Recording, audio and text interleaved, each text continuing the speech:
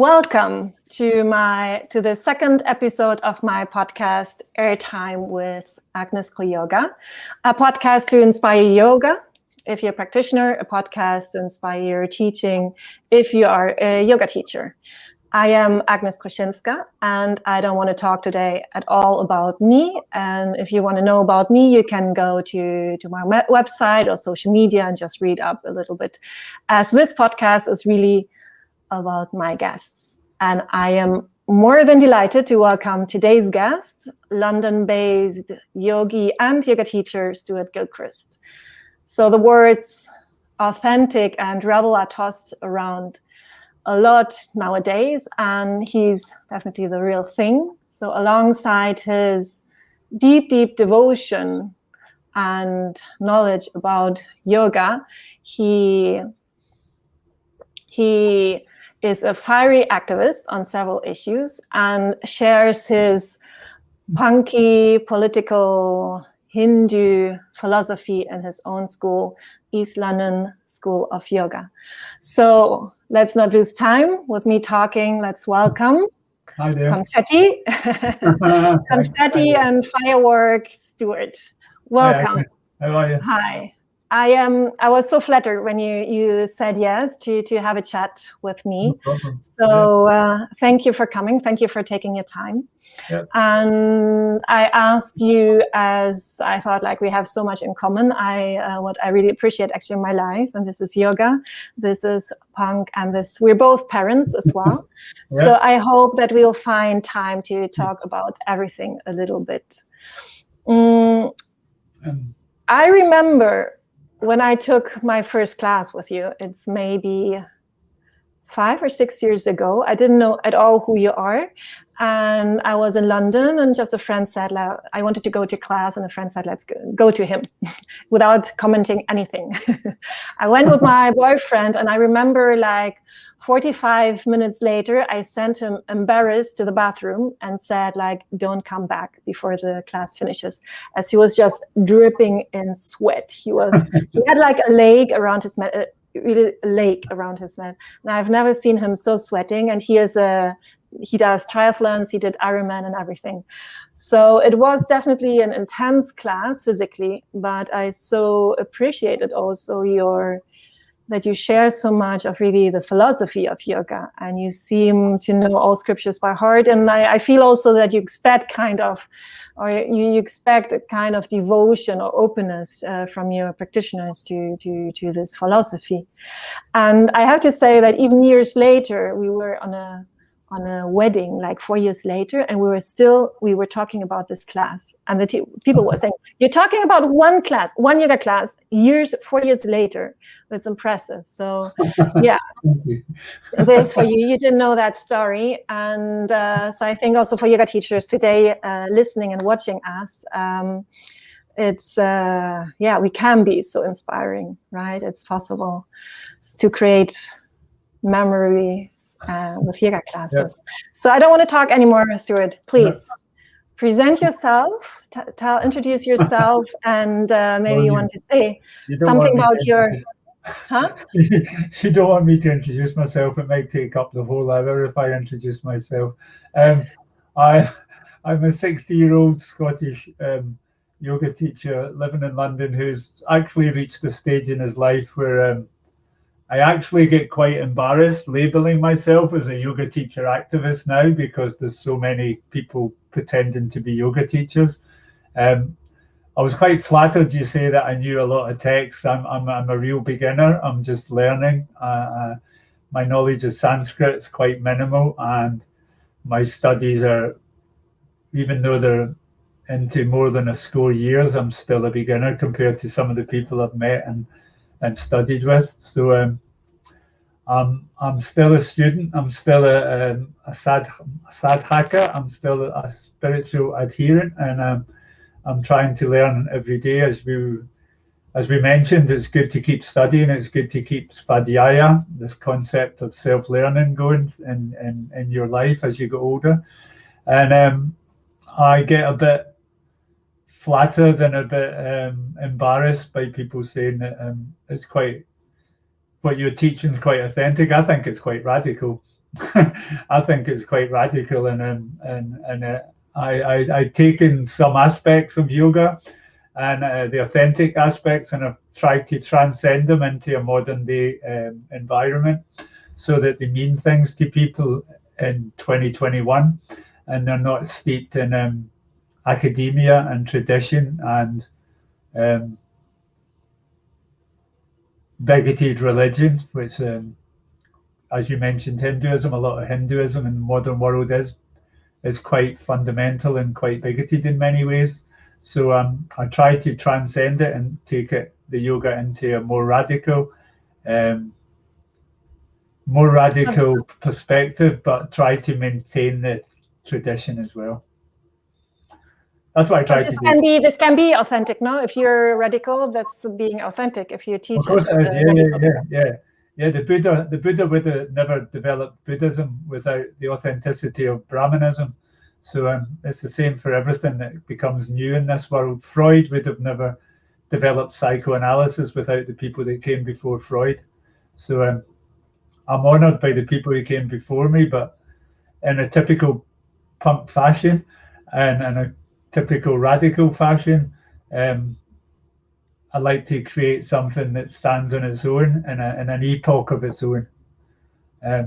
Which is, and also you mentioned that you actually don't know all scriptures by heart, but I think it's also maybe even not possible, and it's not the point, no? Like there's actually the beautiful story of the sage Bharadwajasa, I don't know if I pronounce it well, and he was like studying and studying and studying through his first year rebirth, in his second year just studying and studying, and his third life studying and studying, and he thought he's such a great student, and Shiva came up and he was so mad about him, saying like, what are you doing? You're just studying, you have to share. So that's what you're doing. No, it's about sharing also, no? And I don't think anyone ever got enlightened or liberated in a classroom. I haven't anyway. No, we don't. You get liberated in your life and what you do in your life and what your actions are in your life. So exactly. So that's a very thin introduction of who and what I am at the moment in time. I've missed out all the history, which can become quite tedious and quite biographical, but I definitely wasn't a typical yogi at any point in my upbringing, and I definitely wasn't a typical yogi even in my beginning of midlife. So it's quite a radical shift for me to actually be here sitting with you talking about yoga, because I think about 35 years ago it would have been the last thing in my mind, that's for sure. And I actually have been very dismissive and very vitriolic about people who do spend their time doing yoga 35 people. Well, that's great to know also, not for people like, but there's always a way, and at the end yoga can be for everyone, no? Like even if you think like it's bullshit. If you want to take it back further, even when I was in school, getting brought up in Scotland in the 60s and the 70s, I was totally dismissive of anybody who wore an Afghan coat and read the Bhagavad Gita, that's for sure. So so for me to be teaching some of the texts that are important to that sort of mentality and that spirituality is quite a shift for me. So I don't want to go into any of the gory details of where I came from and how I was brought up, but put it this way, it was probably it was very if you've lived in Belfast or you've lived in Glasgow, you'll know what I'm talking about. So if you've been brought up in a religious divide and religious bigotry all your life, you'll know where I came from. So we were very dismissive of anything spiritual or religious by the time we got to 15, 16. And that's okay. There's often also the misconception of yoga teachers, like they're born like saint and holy, and they've been always a yoga teacher. But the most teachers, I wasn't born as a saint, Yeah. definitely not. So a change is definitely welcome, no, in life. Yeah, definitely. So Stewart, I invited you also, that was the first thing I also had in mind, like to talk about adjustments, as we both are, or at least I know you were at least a true believer of adjustments. And I saw on Yoga, I saw on Yoga Alliance that you offered in London workshops about adjustments and assists. Could you tell us what's the difference in between both for you? An assist is helping someone when they're doing yogasana, when they're practicing asana, or when they're practicing any aspect of yoga. But we'll probably concentrate on yogasana, because yogasana is the accepted place where we do assist and adjust in modern yoga and modern postural yoga. So there's a difference between adjusting and assisting. And when I'm asked this question, I'm always reminded of a story from Mysore, when I think it was probably John Scott wrote that when he came out of Mysore one morning after being adjusted by Pattabhi Jois, after you had been adjusted in Ashtanga Vinyasa Mysore in that epoch, in that era, you knew you had been adjusted. And you felt it. you knew when you left the shala that morning that you had been adjusted. Assisting is helping people where they're in a pose to make the pose doable, whether it's giving them props or using belts or giving them the correct alignment instructions. And an adjustment is something you do when they're in a pose that deepens the pose, that gives them a greater realization of the psychoenergetic centers within that posture. That could mean lifting and twisting, holding and balancing. It could mean stretching and lengthening. So the adjustment is definitely taking the asana a step further and deeper, whereas assisting is using any means necessary to get the alignment correct in the posture before you would adjust. You wouldn't adjust if the alignment was incorrect, would you? You would always adjust once you had got the correct alignment. I think so assist first assist and then adjustment, right? Yeah. Like yeah. And some people you never adjust. Some people don't get. Some people don't need adjusted. Some people aren't ready for to be adjusted. Some people are open for adjustments. And the only way that I tell people that I teach about adjustments is, before you do either assists or adjustments, you have to learn to look at people. You have to spend most of your time observing people. So you can come to my class every day for 3 months and I might not touch you, because I'm looking at you. I'm constantly looking at you over a period of time to determine how I will and how I can assist and adjust you.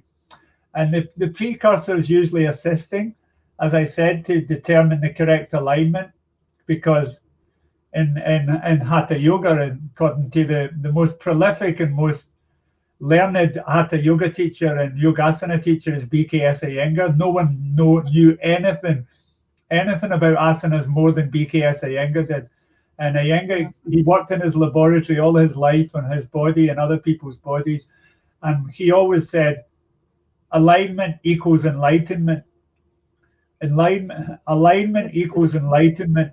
And only when the spine is in line and the Sushumna is in correct alignment can Kundalini Shakti flow through the Sushumna from the root to the crown. And only then can the Hatha Yoga practitioner experience enlightenment, experience samadhi, experience Kevalya, which is supreme samadhi. So and that's why we just always we take care so much about the spine, no, in adjustments or assisting. Exactly. But this includes also what you're saying. What you're saying, sorry, includes also it's so important then that you actually have to see the people, right? So someone who's always on the mat and showing the poses can't assist and can't adjust, right? No. You have to observe, you have to look, you have to be the witness, you have to witness the person who's practicing. And that observation's ongoing all the time. because some mornings you're different than other mornings. Some weeks you're different than other weeks. Some time of the month you're going to be different. Your practice is different in the daytime. It's different at what time of day you practice. It's different in what time of the month you practice. It's different at what time of the year you practice. And it's different at what time of your life you practice. So you're always having to look at these people to reassess if you're going to adjust them, and if you're going to maintain that integrity of the spine, and allow Kundalini Shakti to pass through Sushumna. And that's the basic premise of why we practice Yogasana, because of that spiritual enlightenment is gained through alignment, as B.K. Iyengar says. And I think maintaining the integrity of the spine is primal in that, and the only way you can do that is by looking at people, by constantly observing people. And I think a lot of modern postural yoga teachers just rush in and adjust for the sake of adjusting. I can do my best to adjust. I'll do it on Agnes, I'll do it on Stewart, I'll do it on Robin, I'll do it on Samantha, because they think they're good at adjusting. That's not the point in adjusting. I tell people not to rush in and adjust, not to adjust first for the observing. sake of adjustment. Don't adjust for the sake of adjustment. Adjust because you're going to facilitate something in that practitioner, so that you're going to help them. I always remember the Jiva Mukti. David Life always said, if you adjust someone as if you mean it. But remember, you're there to help them. Their life is hard enough. Their whole struggle, their whole sukha dukkha concept in life can be hard enough, and they're constantly suffering. So when they're in a posture, don't make them suffer anymore. Do something to help them. Do something to help people. So that's beautiful. Don't just rush in. Don't just rush in. I say that. And I actually, this workshop I was talking, I think it was this workshop when I saw a poster or flyer, you squatting on a guy doing Purvottanasana. For those who, and you asked me whether I'd upside down plank pose. Yeah. Well, do you still do that? I'll still do it to Max, definitely. Yeah, because I've taught him for 10, 12 years regularly. I taught him to be a teacher. He owns his own studio in Italy, and he's been adjusted by me since he's been a beginner almost. So he knows all my adjustments, and he knows what I can and can't do to him, and I know what I can and can't do to him. I wouldn't do it to anybody, but I would definitely do it to Max again. And if I could get him to stay still long enough, I could well do a handstand on his thighs as well, if the correct conditions were right.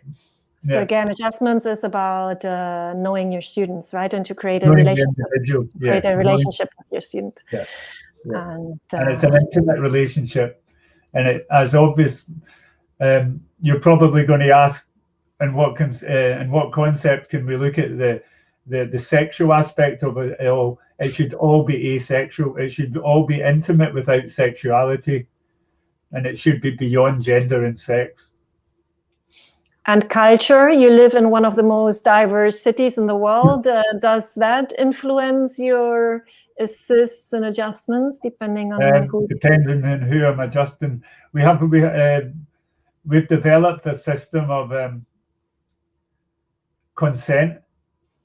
So it used to be, in the old days, it was a given that you would be adjusted without being asked. Like a lot of, when Ashtanga Vinyasa Mysore came to the UK and came to America and came out of India, it was just accepted that if you went to Ashtanga Vinyasa Mysore class, the teacher would adjust you, and there was no question of consent. So now we have a concept of consent, and I think, I forget how long I've done this for, but at the beginning of most classes, I will say to people, lift your right leg in the air if you don't consent to me touching you. And some people do, and some people don't. The modern version of that now is having consent cards. So you either consent to be adjusted or don't. Thanks, no adjustments, which is fine. But I try to always remember 3 things at the beginning of a class. That consent to be adjusted. If you're on your first trimester of pregnancy, don't practice asana at all. And if you're a beginner, go and find a beginner's class, because what I did teach is not a beginner's class. No. It's an experienced class. So I would demand that some sort of pre-learning before coming to the class, a knowledge of basic asanas or even just Surya Namaskara. So I would always ask those three things. But I think culturally, religiously, I teach very few Muslims. So I've taught very few women who wear burqa or hijabs or headdress. I've taught very few, but I would obviously refrain from touching them. Or it's quite odd. You say we live in a very cultural, multicultural society. I live in one, but the yoga world isn't one. The yoga world is 72% white women. So it's not reflected in yoga classes. In my yoga classes, that might be different. But I think in modern postural yoga, if you look at the text and the statistics on modern postural yoga, Elizabeth Day Michaelis, Modern Yoga, other researchers and academics, I think it's something like 72%, or Yoga Journal do research on it as well. I think it's 72% white women still is a majority. So we might live in a multicultural society. If I walk out my door, there's 26 nationalities. In Walthamstow in E17, there's 26 nationalities, many more languages. But if you go to a yoga class, it's not the same. My yoga class is slightly different. I would say there's almost 60-40 women. Black Afro-Caribbean, not represented in London, not represented proportionally. LGBTQ, not represented proportionally. Very few transsexuals, very few transgender, non-binary, open, queer, LGBTQ practitioners come to a normal class. It's a majority heterosexual white women. So we might live in a multicultural society, and I'm more than appreciative of living in London, because it is like New York, it is like Paris, it is like certain places in the world that are almost a great melting pot of multiculturalism, and I really appreciate living here. But I don't think yoga studios are like that. No, that's a big discussion. No? I have to say, I had blacks in my classes, and I had also Muslim women, but always actually in private classes. Maybe it's a reason they don't want to come to a studio and don't feel comfortable in the studio. Where I live, it's 70% Muslim, and where I teach, it's 0% Muslim. Maybe one person out of 60. So you can work out the proportions yourself. Yogasana and yoga practice is seen as a Hindu practice. Hindu practices are not encouraged in Islam, in Muslim society, and they're also not encouraged in other religions as well. In Scotland, the Protestant religion is very anti-yoga as well. I'm from Poland, and yoga is seen there like something like a black magic thing from the devil. I had big discussions there. Same with the Russian Orthodox. Same with the Russian Orthodox Church in Russia. I'm sure it's the same with certain practitioners within the Jewish religion as well. So it's not unique to Islam, but as I said, it's really important to remember that a yoga studio is not a reflection of multiculturalism at all. In fact, it's almost a good example of non-multiculturalism. That's social true. economic. But thank God the conversation started already about that. No, thank God some studios or. Yeah. There'll always be a social economic divide as well, because if you charge £18 for a yoga class or £1,200 for a yoga yearly membership, there's very few working class people in Britain can afford that. And there's very few working class Black Afro-Caribbeans in London that would ever think about paying that, especially young men. And that's why there's probably a paucity of young black men practice yoga. And those who actually need that, no, I always say like those who really need it can't afford it. That's exactly the point. Yeah. So the you mentioned, sorry, you were talking about the gender. So there was also, let's come back to gender question and adjustments, like a big, had a big impact on adjustments where it was the Me Too movement. No?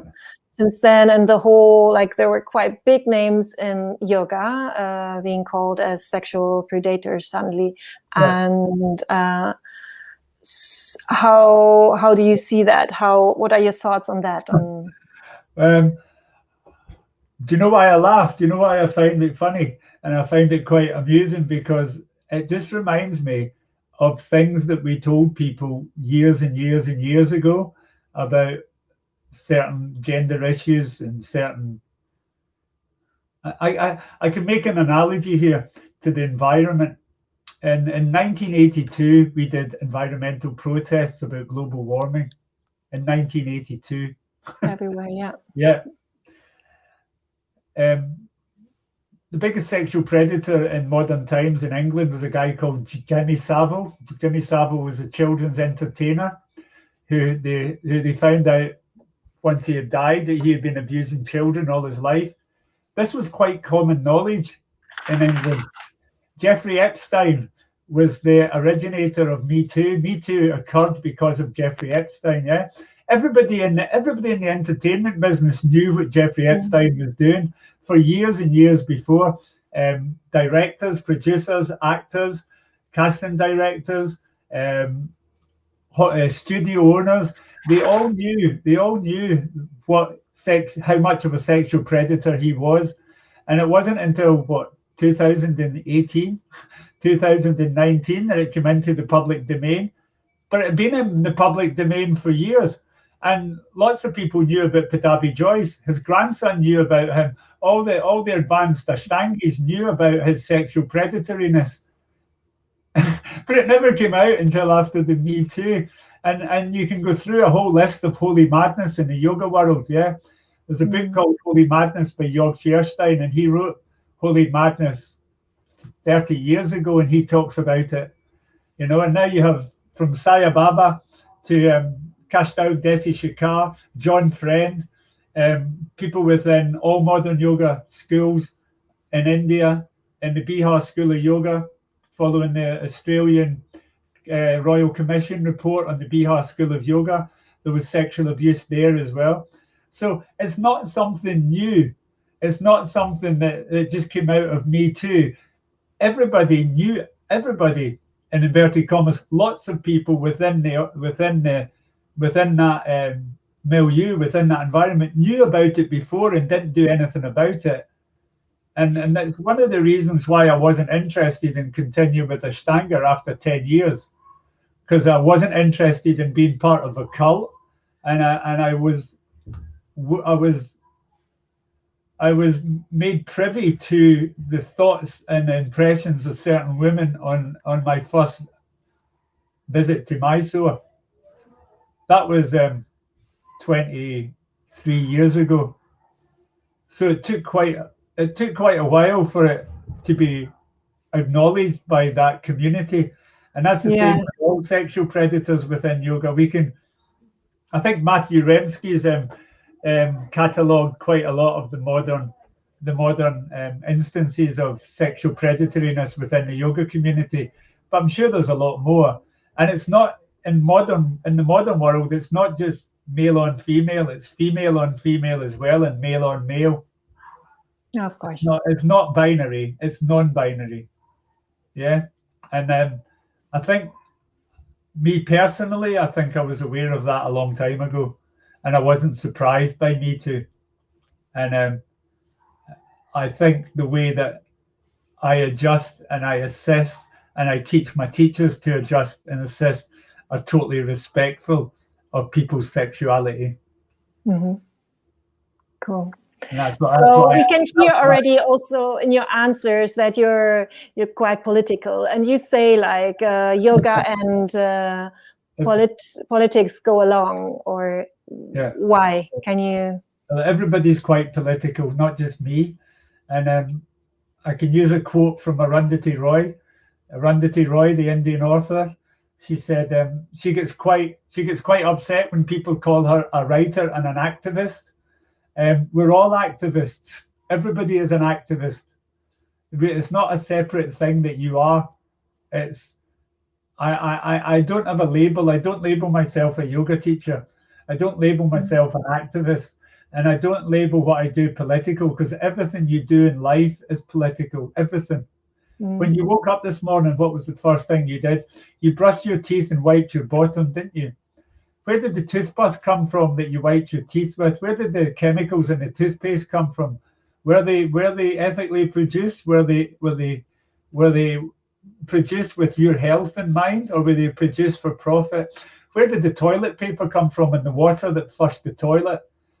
The toilet paper, was it recycled? Was it cooperatively owned toilet paper, or was it part of Johnson and Johnson, a massive multi-corporation that is producing millions of drugs that's poisoning people in developing world? So everything you did in the very first 4 or 5 acts this morning when you got up were political. So the rest of the day is bound to be political as well. And yoga is going to be part of that day. So it follows that yoga must be political as well. It must be. So how does that influence your life? How does it influence my life? Well, I can be quite skeptical about this, and I can be quite cognitive dissonant about it as well. If I'm cognitive dissonant about it, I've got a car. I fly in aeroplanes. I tried to do the best that I can do. Yep, I tried to do the best that I can do. And that's all I tell other people. Try to do the best that you can do. Because ethics and morals are limited to a certain extent. And I always finish class, in the last few weeks, I've always finished class with telling people when they go into Shavasana that this is the only freedom they'll ever experience in their life. The only freedom you've got left in a neoliberal capitalist society is one inside your mind. The rest of the time, your life will be controlled by surveillance capitalism through what we're on now, through Google. Your life will be controlled by multinational corporations. Your life will be controlled by overpowering men, overpowering women, some of them politicians, some of them business people, some of them lovers, some of them partners. So the only freedom you'll ever experience in your life is when you lie down in meditation or Shavasana and liberate your mind and experience a state of Jiva Mukti. That's the only true liberation you'll ever find on this blue dot today. So that's how it affects my life. I've come to a state where I can't walk down the street naked tonight. I can't take all my clothes off and go and walk down the street naked. No, please not. No, I would love to. And I think other people should be allowed to. There's a guy in England called the Naked Rambler. He's been in prison for 8 years because he refuses to wear clothes. I live in Mallorca, and there are quite a lot of British people loving to walk along naked, but we don't like that. Well, if you live in a naturalist world, and a lot of people, if you go to Maui and you live in the remote parts of Maui in Hawaii, no one wears clothes. No one wears clothes. People are naturalists. People are in their normal, but here it's illegal. Yeah, so it's I think it's a good analogous example of not being able to do something that you want to do. If me and you and 10 of our friends go to protest outside Buckingham Palace today, we'll get arrested. Because you're not allowed to protest in the United Kingdom anymore if there's more than one. Even if there's one person, you can't protest legitimately anymore. We can't go into a set of woods tonight with a music sound system. Do you say that because of COVID, or why? No, it's a new law against protest in England. There's a new law being brought in that's basically banned all public protests. Yep. That's big. Yep, it's huge. And the same way the Public Order Act in 1994 forbid us to go in to conglomerate in a small group and play live music. We're not allowed to do that. That's illegal in this country. So one of the reasons why I studied law is because I wanted to understand how our liberty was curtailed by the government. And the government are just, the state is just one way where all our liberties are curtailed, which is why I came to that opinion that true freedom can only be found in your mind, because I used an analogy of not wearing clothes, an analogy of not being able to play music, an analogy of not being able to politically protest anywhere within the United Kingdom. And this is a liberal democracy. You can imagine how more totalitarian it is in Hungary, in Russia, in China, in the Yemen, in Iran, in Tehran, and in Afghanistan today. Yeah, You can imagine how more totalitarian it is than liberal democracy in England, which is quite totalitarian in its own way because of the way it restricts our freedom. That's why yoga and politics are interlinked, because yoga, the state of yoga is achieved through union, and the final state is liberation, is freedom, is kaivalya, is moksha, is jiva mukti. So we can hear you're an activist, you can hear you're political, but another label of you, what you can read also about you, is that you're actually a celebrity teacher, having known names as your students, but also I think being yourself kind of a celebrity, having like 100 to 200 people in your classes. How is that for you, this label to be called a celebrity teacher? I try to disown that label completely, and the people I teach are the people I teach. And if you're a celebrity in my class, you're just the same as everybody else. Oscar Wilde coined the phrase "the cult of celebrity," and I don't do cults, so I definitely don't do celebrity. And if people want to paint you out to be a celebrity, there's not really much you can do about that, is there? So I don't try to enhance it anyway by using social media or using any other form of media to promote myself. To be quite honest, I've looked at Instagram for an hour in my life, and that's the whole. I actually get other people to do it for me if I've got any announcements of classes, which is all I promote, classes and workshops. And I don't do it myself because I don't agree with the promotion of the cult of celebrity, as Oscar Wilde said. So I disown that moniker, so to speak. I know that you're not on social media. The people I teach might be a celebrity this year, but in 5 years' time, they might be nobody. Most celebrities end up being nobody nowadays. They're only famous for 15 minutes, unless you're really corrupt. unless you really sell your soul to the studio, or sell your soul to the man, as Iggy Pop would say and Lou Reed would say. We don't sell our soul to the man, and you're all right. That's true. So you made this transition from like in-person yoga classes really well to the online classes when we all globally had to. No, how is it for you to teach online, as you love adjustments and assists, to actually not be able to adjust? How is that for you to have now 200 people on a screen? Well, about 20 years ago, I used to teach in a little studio in Belgravia, and I used to have maybe 6 or 7 classes a week, and they would all be sold out. There would always be like 30, 40 people in a small studio, and it was when I was learning to teach properly. It was maybe like 20 years ago, and I used to always finish, and I used to, for a while, I'd say to people, do you know something? In the future, you're not going to need me. You're not going to need me. You're going to have an app. You're going to have a program on your computer or on your phone, and you'll just be able to dial up your class and watch your class. And I said that 20 years ago. So when it started happening, and I wasn't new when COVID came and the clampdown happened. I call it the clampdown. I don't call it lockdown. It's a clampdown. And you're all working for the clampdown, as the Clash once said. But when the clampdown happened, that sort of idea that had sprung in my head 20 years ago it actually become real before that, because you're going to ask me as well what classes I do and do I get adjusted. I don't do classes on my own. I only practice on my own. I don't think you can meditate and practice yoga in a group, which is a completely different issue. But meditation is definitely an individual practice. And as far as I can tell from Buddhism and from Brahmanism and the practice of yogasana, you should practice on your own underneath a tree outside. So I try to practice on my own. So I don't get adjusted that often. I do get adjusted by someone else, but that's a different question.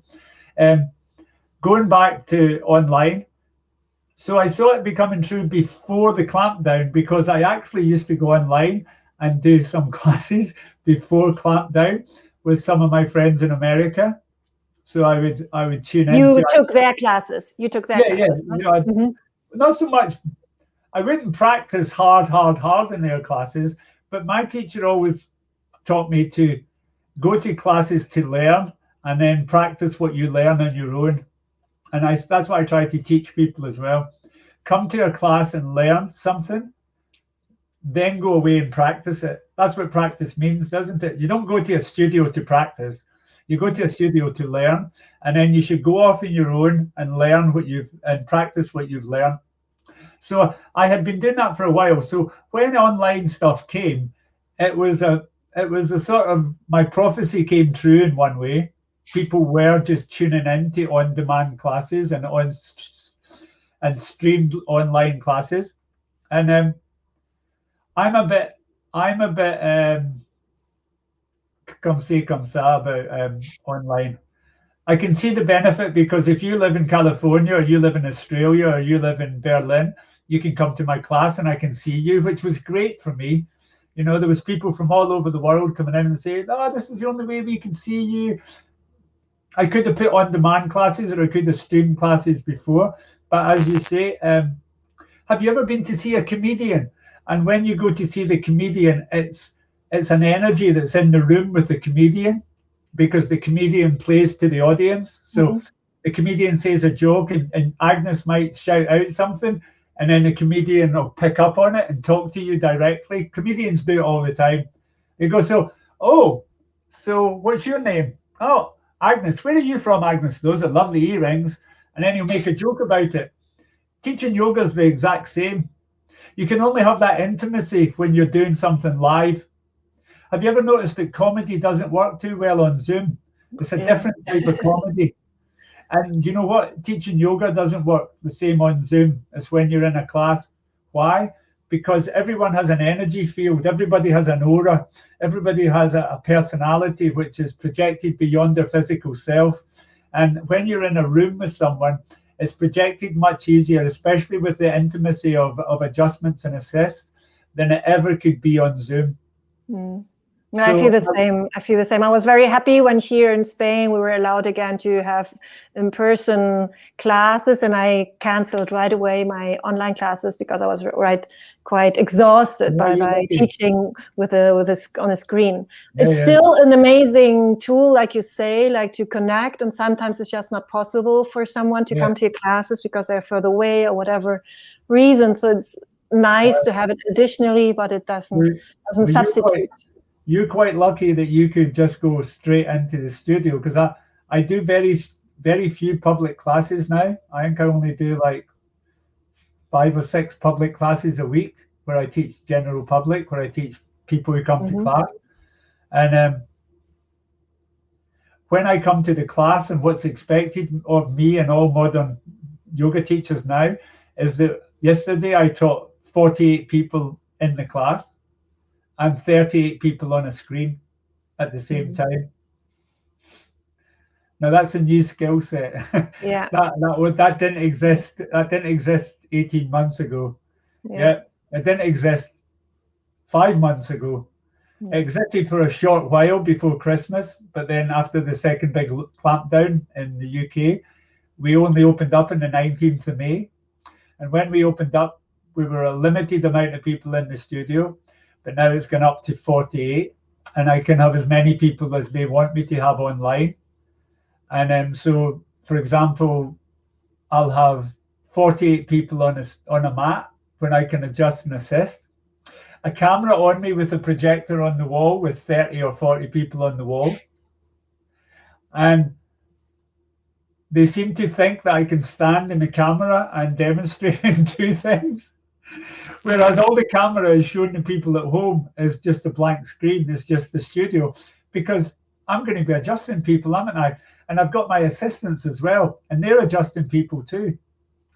So it's hard, it's tough. I'm not a fan of that. I'm a big fan online, but online studying. Like if you want to learn something, you mentioned when we're talking in private about your PhD and everything. So to study, to learn things online, I find that amazing. No, but to really for practice and this exchange between student and teachers. Have you ever watched people? I've done. I mean, I do sort of what's the word? When you eavesdrop, I do eavesdrop sometimes just to have a laugh to see what people do. And there's nothing more infuriating than watching a teacher who tries to demonstrate her whole class on Zoom. So she tries to talk and demonstrate at the same time. Now, there's two things there. One is, have you ever been in down dog and tried to look up at a screen? have you ever been in Dvipada Shirshasana and tried to look at a screen and breathe and smile at the same time? It's not easy, is it? And there's a great yoga teacher called Mel Robbin. He wrote The Anatomy and Physiology and Neuroscience of Yogasana. He's a very if you are serious about yoga, you might invest in 1,000 pages of Mel Robbin. Sorry. So the 1,000 pages of a handbook for Yogasana teachers by Mel Robbin. A very expensive book. I'm sorry for people who can't afford $100, but he is the leading scientist on modern yoga. Okay, he knows more about the science of modern yoga than any other human being that's ever lived. And he actually says when a yoga teacher demonstrates something, most people don't even look at the bits that she's telling them to look at. They look at what they want to look at. Most human beings, when you tell them to look at my finger, they actually look at the bit of the hand that they want to look at, not my finger. So the two major aspects of demonstrating in a Zoom class are completely inappropriate and a waste of time. Because people will hurt themselves looking at someone who demonstrates. People will hurt themselves going, oh, what's happening on the screen? Oh, yeah. How do you do that posture? I'll stop, come to the camera. Have you seen people doing that in the class? I'm sure you have. Like you'll say, do Ardha Matsyendrasana. And you tell people to do Ardha Matsyendrasana, and they don't know what Ardha Matsyendrasana is because they've not done the studying and they've not learnt the names. So they'll do this. And they'll look at their iPad and then run back to their mat again and try to do it.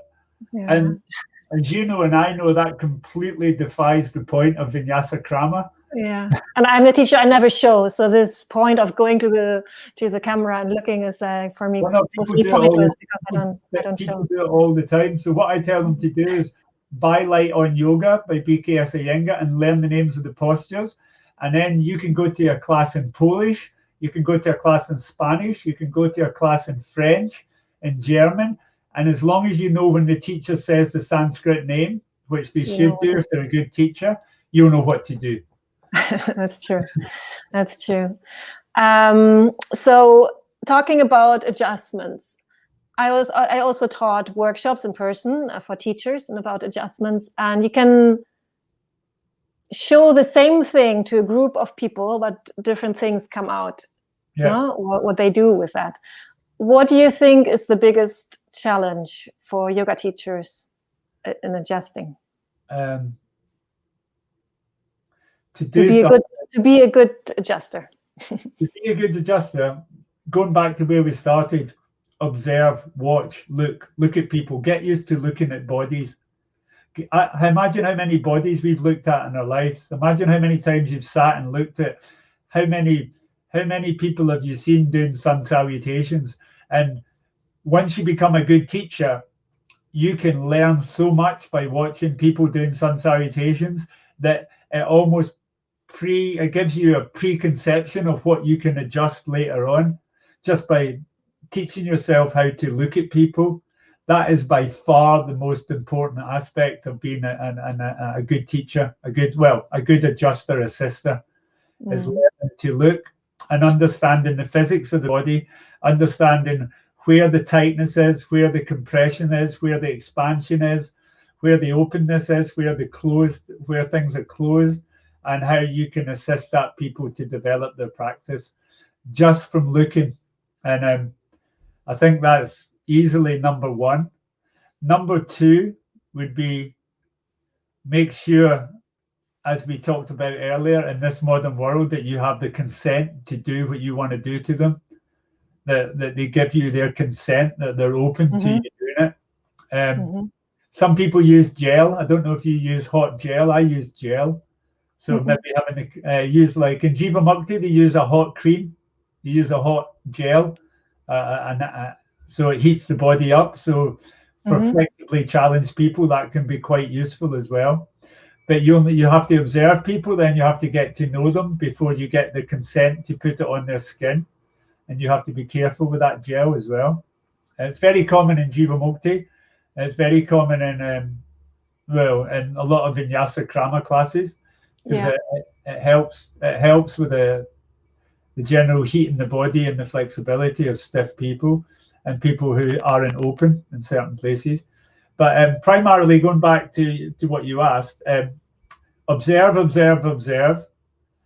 Once you have consent, then do it as if you mean it. That's the one that always sticks in my head. If you're going to adjust someone, do it as if you mean it. How many adjusters have you seen doing this? Oh, terrible. Well, what the fuck is the point of that? What the fuck is the point of just putting your fingers on someone's shoulders and going like that? And I remember someone saying about a very famous New York teacher, he said, oh, his adjusts are so perfect. He doesn't even have to touch me. He puts his hand on my shoulders and he adjusts me without touching me. That's a pre-learned, that's something that you've learned yourself. Do you know what I mean? It's nothing to do with the adjust. When an Indian yoga teacher puts usually his hands on you and adjusts you, you know he's done it as if he means it, which is something that's quite lacking in the West. A lot of it will be like, I think it's also fear of touching, like it's in our cultures. I live in a country where it's very common to touch in Spain. They all kiss and hug each other permanently. So here it's more normal to be closer. And whereas societies like Japan and other Middle Eastern societies, you don't touch that much. That's why I'm saying you have to learn these people. You have to learn with these people where your limits are and how you introduce it into their practice.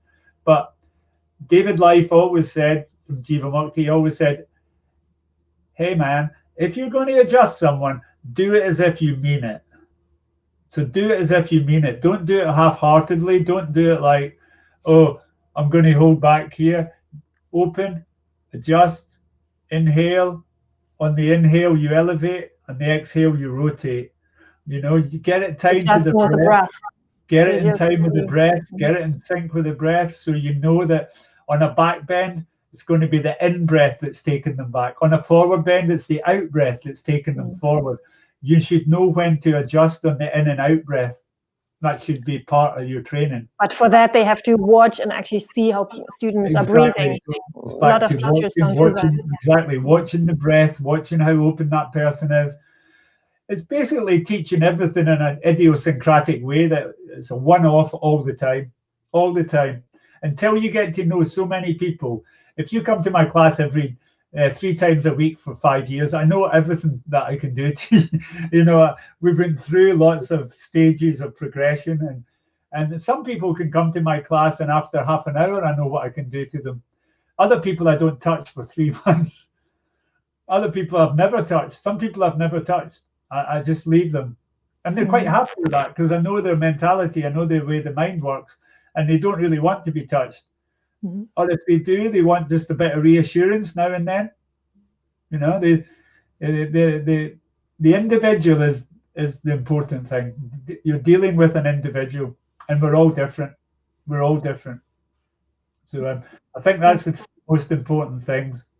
Observe beautiful, yeah. individuality and do it as if you mean it. If you're going to do anything, do it as if you mean it. So don't just, in Pranayamasana, don't just put your hands on the shoulder blades and slightly press. Put your whole body weight on their sternum and press through your sternum into their sternum and let your body weight press them down. I think Iyengar uses a 20-kilo weight in Pranayamasana. So he puts the weight on your back and leaves you for 10 minutes. That's cool. That's cool. But you know, and I know we've only got 5 breaths. So in our vinyasa krama that we do in modern postural yoga, and I don't use the vinyasa krama example as if that's the only type of yoga, but I think 70 to 77% of all modern yoga classes are vinyasa classes. Oh. I don't know where I get these figures from. I lead a lot of statistics and research. Andrea Jane, do you know Andrea Jane? No. Selling yoga, peace, love yoga. No. She's an academic from. She's a really Andrea Jane, peace, love yoga. So she's very academic. Selling yoga. Selling yoga, peace, love yoga. She actually doesn't practice yoga. She's a diagnostician, she says. And she's got a lot of statistics about yogasana and different types of practices. And so most people are practicing yogasana in the vinyasa krama concept that I teach. And that's what's become popular in the West, and it's becoming more popular in India now. It wasn't that popular in India at first. It's a Western concept. If you read modern yoga, Mark Singleton, Yoga Body, if you read all the studies on modern yoga, Jason Birch, Mark Singleton, all the Western academics, James Mallinson, they've all discovered a new thread of yoga that sort of is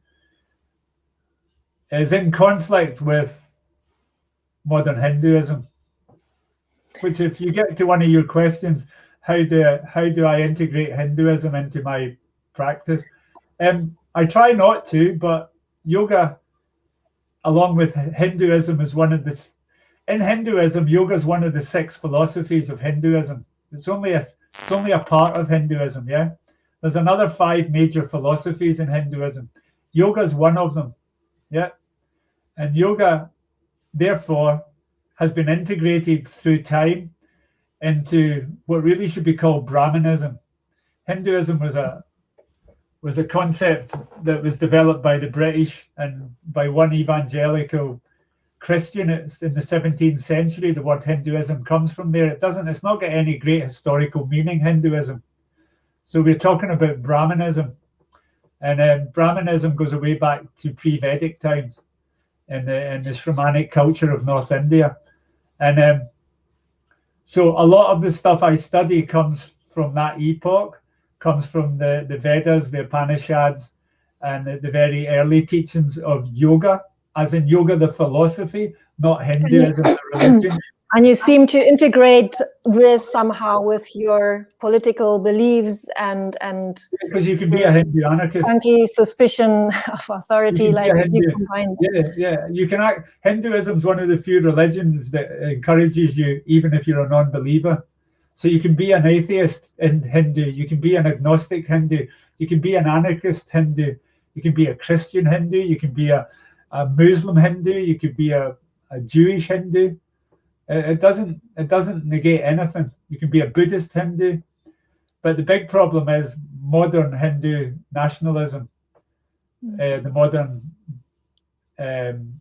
representation of Hinduism and to the world's eyes is now on the yoga movement in India now, which is Baba Ramdev and Modi, who's developed the International Yoga Day and has put yoga at the very epicenter of his version of Hinduism and Baba Ramdev's version of Hinduism, and that can be quite worrying.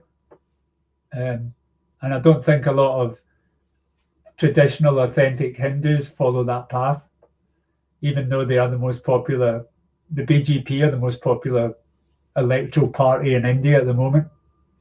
So you can still hold those soteriological concepts in your mind and still be political.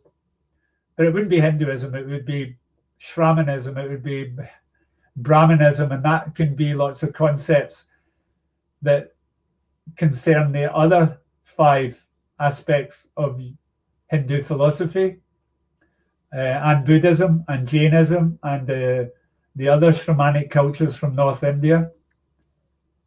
One of the major misunderstandings as well about modern yoga is that Patanjali's Yoga Sutras is the only textbook and the only set text for yogis. The Buddhist text, the Yogacarya Brahmashastra, is probably more definitive and more comprehensive guide to yoga than anything at all in Brahmanism and Hinduism. So it's important people look at Buddhism as well, because yoga is part of the Jain tradition and it's part of the Buddhist tradition as well, as much as it's part of the Brahmin tradition. Which is a big misconception in modern yoga. Well, it's the same people who think yoga is asana. Yeah. And when you a lot of misconceptions and I'm guilty in the yoga world about yoga, but also from teachers and I'm guilty of it as well. And in my teacher training, I don't teach much more than Hatha Pradipika, Yoga Shastra, Patanjali's Yoga Shastra, a few other minor texts. But I think I really got a lot of opinions on modern yoga teacher training, and that would take another couple of hours for you to talk. We'll do another, maybe a podcast about yoga teacher trainings. Well, yoga teacher training is terrible. We do that in another podcast. The vast majority of it is terrible. And you're teaching though yourself trainings, but we'll talk about that later. Yeah. So we covered Hinduism and politics, and let's talk about actually parenting. I know I saw your daughter. You have a daughter, I think. I've got an 11-year-old daughter, and I've got a 31-year-old son and a 30-year-old son, and I've got a 2-year-old grandson. Oh. So your grandfather as well. Yeah. Oh, congratulations. So is there any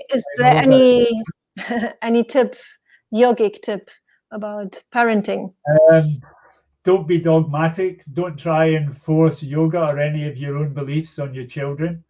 Let them develop their own beliefs when it comes, especially in diet and especially in health.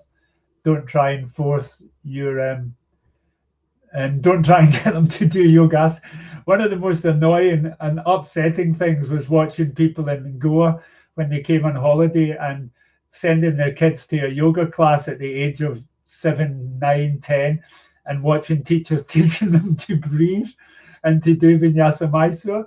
And that used to be really annoying me. So I make a big effort in not teaching my daughter and not telling my sons how to live their lives. Because if they're clever enough and they're wise enough, they'll come round to their own way of finding it.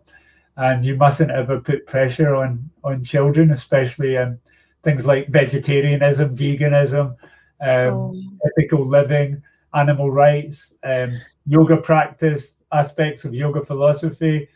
That's big here in Mallorca in schools. Like my 3-year-old is. It's like a preschool. They start here in Spain with 3 years in preschool. And I got a paper from a school asking if he's vegan or vegetarian. I was like, how can, that's normal for schools now to ask that. He doesn't know yet. It's like 6-year-olds becoming non-binary. You know, a 6-year-old who's asked whether they're male or female at 6. I don't think they quite know yet at the age of 6.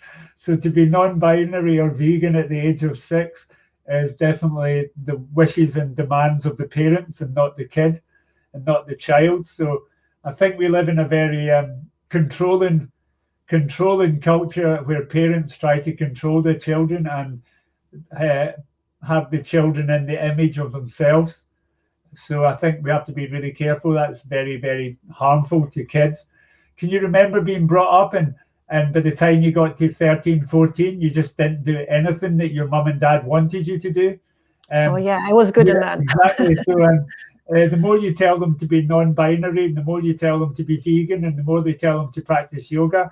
The great example I have is in the 70s, there was a lot of alternative cultures in the UK that broke away from traditional living and created communes. And I knew a lot of people who lived on communes, and I associated with them, and I hung out with them. I never lived in a commune, but I had a lot of experience with people who did. And there was one in Wales where all the kids were brought up in a commune. They all wore no clothes. They were all vegan. There was no alcohol. There was no drugs. By the time they were 16 or 17, those kids moved to London, had a BMW, sold drugs, and were absolutely ruthless in going about business.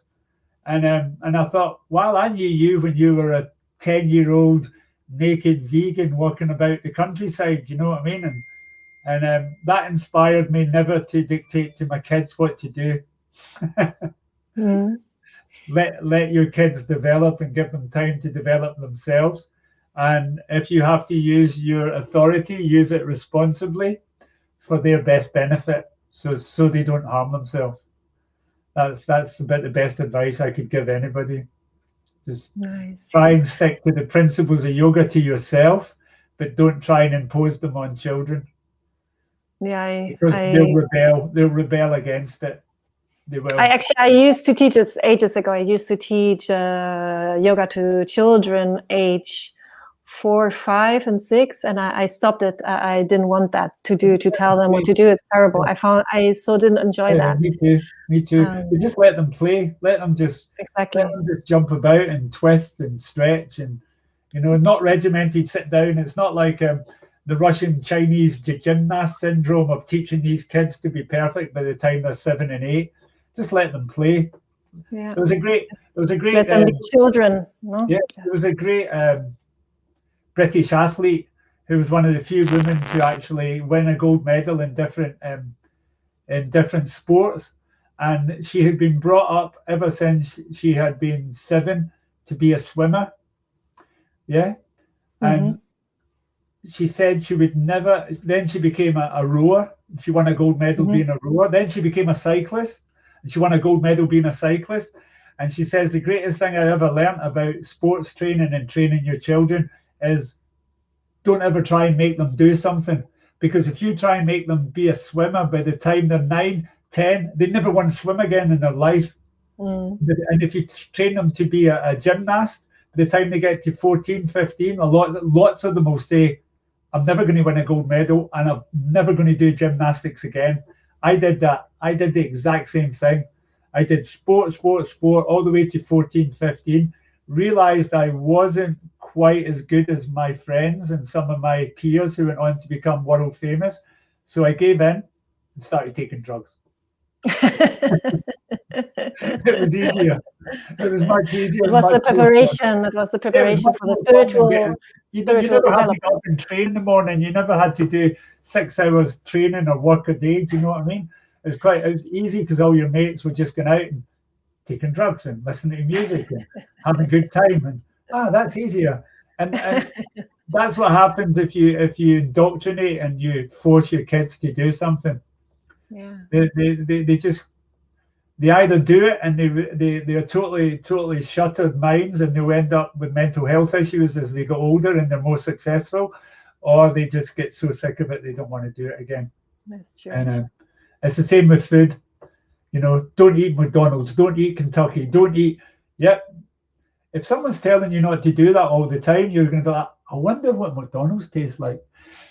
I'm doing an addiction workshop, 6 different workshops on addiction, and there was an anti-heroin campaign in the 70s and 80s in England, in the UK, and it was like the picture of a young kid on heroin on a dark night lying on the gutter, and it just said, just say no.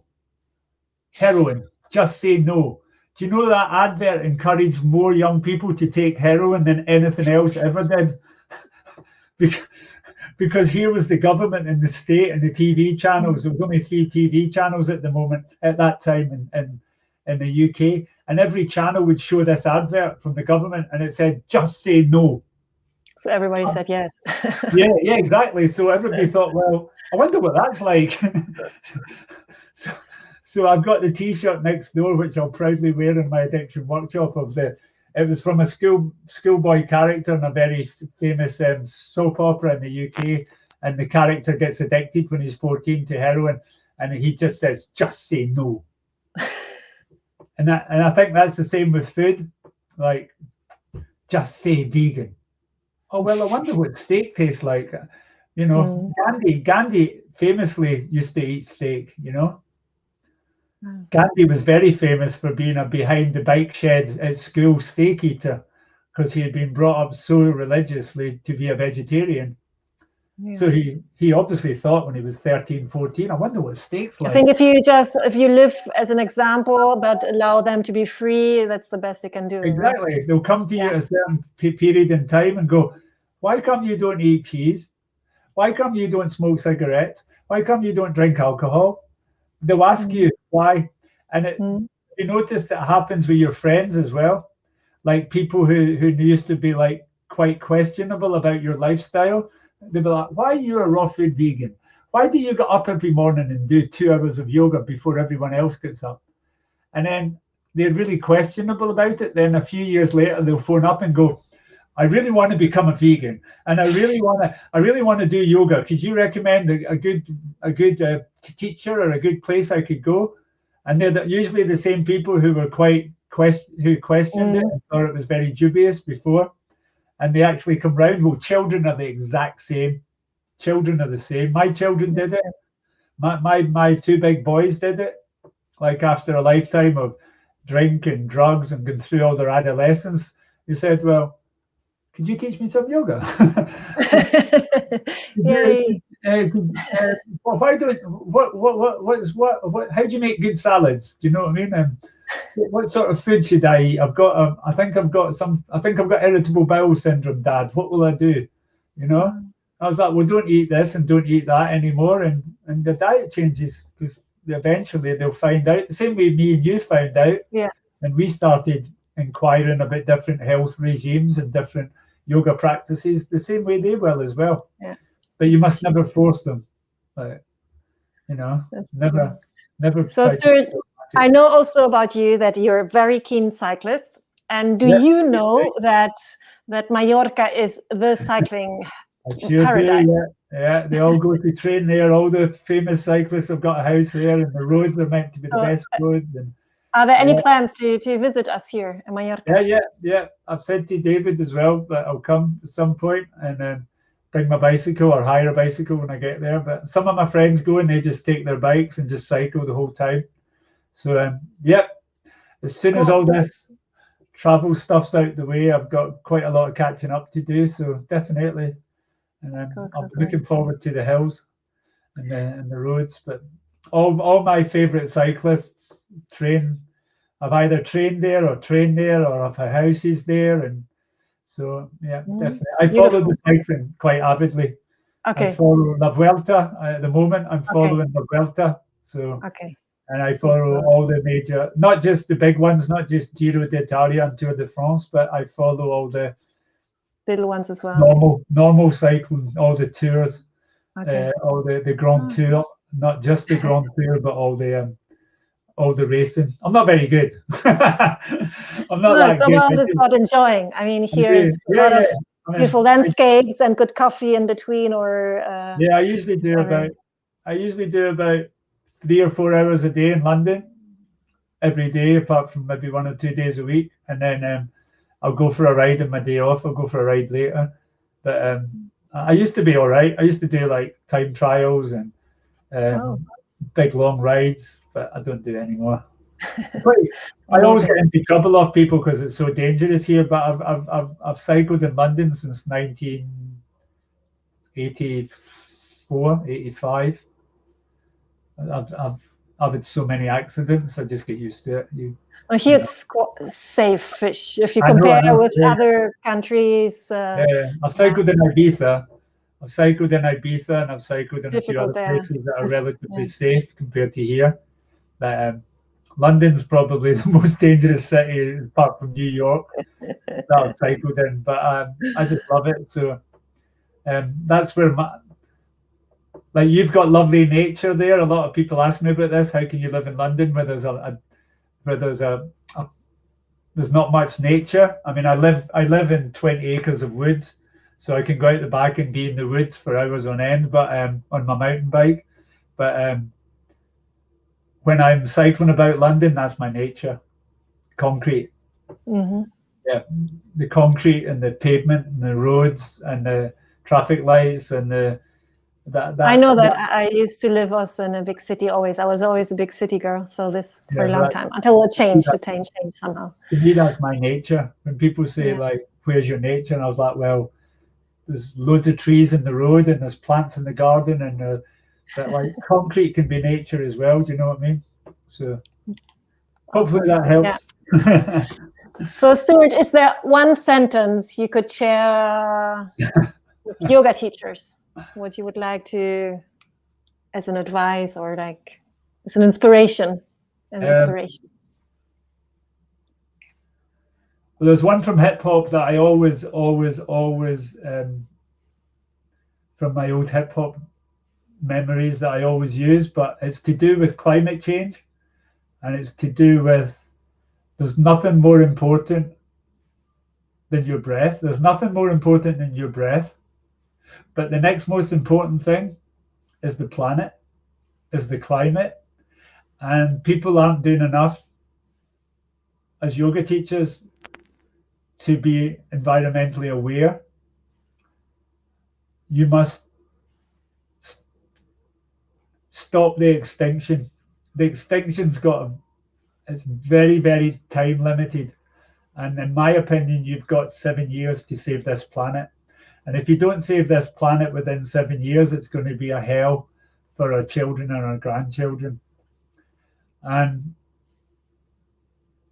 the extinction is imminent. And we've told people about this for 30, 40, 50 years or more. Mm. And I think yoga teachers have a moral duty. It's much more important than doing an asana, being a vegan. Any other political aspect of life pales into insignificance in comparison to the climate, to the environment. So I would ask people to, especially yoga teachers and especially yoga practitioners, because I think they have a moral duty to protect this, what we've got. All we've got is one blue dot. That's all we've got. And we've got to protect that one small blue dot for future generations. And we've only got 7 or 8 years, according to the research, the correct research, not government's research, but the correct research to save this planet. And we have to decarbonize immediately. And we have to change our whole lifestyles immediately. Like now, today. Otherwise, going back to my hip hop quote is, otherwise, the meek shall inherit the shit. That's what I want to tell people. The meek will inherit the shit. You have to actually get up and fight for this planet now, because there's corporations and there's businessmen and women who don't care about this planet. All they're interested in is profit, profit, profit.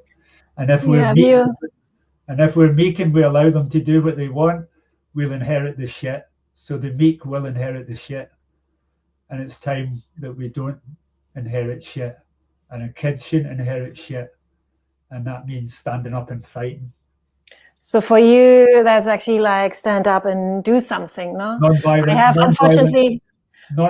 civil disobedience through organizations like Extinction Rebellion, Greenpeace, any campaign for nuclear disarmament, Nuclear Watch. It's all tied into weapons as well, campaign against the arms trade. All the profit and all the environmental damage is done through the food industry, the clothes industry, the armaments industry. And it's time people stood up and took non-violent civil disobedience. In yoga, it's called satyagraha. And my moniker is Satyagraha Yoga. I own and run Satyagraha Yoga. And Satyagraha means non-violent civil disobedience. So you have to actually do that now. signing a petition and going online doesn't do anything. And then there's even actually in the yoga world, often the opposite, not often, but sometimes the opposite happen. I posted yesterday 1 or 2 posts about the situation in Afghanistan and the women. I actually had quite a bad day yesterday about everything what's happening there, and there were some opinions also in between the lines, or even quite clearly to say that as a yogi, our action is to sit down and to meditate and to create in this way peace. Meditation never changed anything. Sitting down and meditating doesn't change a thing. It's like same as we said about academia. You'll never change the world. If there's something in your life that you hate, you have to change it. Meditation doesn't change anything. It only changes you. And I think this is important. It's, I think, the first step. If you want to act and change something for the environment, for whatever, then you have first to like meditate, to do it from a point, from a state of peace and ahimsa. But then you have to act. No? Yeah, that's called karma. That's called the doctrine of karma. Yeah. That's what karma is. So karma's much more, action's much more important than dhyana. Dhyana can bring about a state of karma, but the people who think they can change the world by sitting chanting Om all at the same time. But have you ever read The Handmaid's Tale have you ever read Margaret Atwood, The Handmaid's Tale? No. Well, read that book and you'll find out what people who are complacent and people who are meek, what they inherit. The exact same as what the women in Afghanistan are going to inherit thanks to the American government. So they're going to, hopefully they can somehow pull through, but I think it's what's happened in Afghanistan is a direct consequence of what Trump signed 18 months ago and accepted the Taliban as an organization that they would deal with, and the United Nations have done the exact same. They've actually gone ahead and trusted the Taliban. The Taliban are the biggest drug cartel in the world. There's not one bigger drug cartel than the Taliban. They sell more heroin and make more money from drugs than any drug cartel in the whole world. So would you trust a lot of drug dealers who are hell-bent on religious dogma?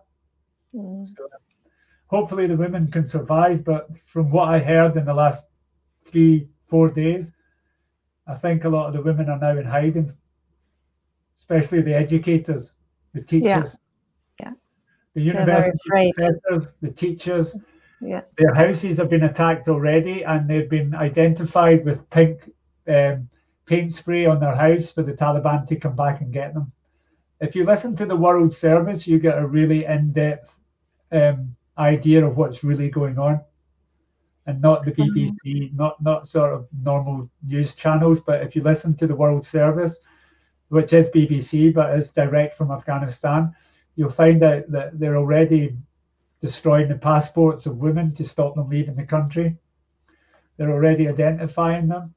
And the British government, the American government, the French government, every other government's not doing anything about it, nothing. They're just washing their hands of responsibility. This is something I always appreciated, I think, and saw in the very first class already with you, that there is the sense of, do you practice, sit down, meditate, move, do you asana practice, learn, study, but then do something with that. Yeah. Otherwise it's pointless. Otherwise it's a waste of time. It's a waste of time. So my very last question, I asked actually in my last episode as well. If you had $100 million to change the yoga world, where would you start? What would you change? I would make every class donation, and I would take the ownership away from individuals and open it to co-ops, so that people who practice at the yoga studios own the yoga studio.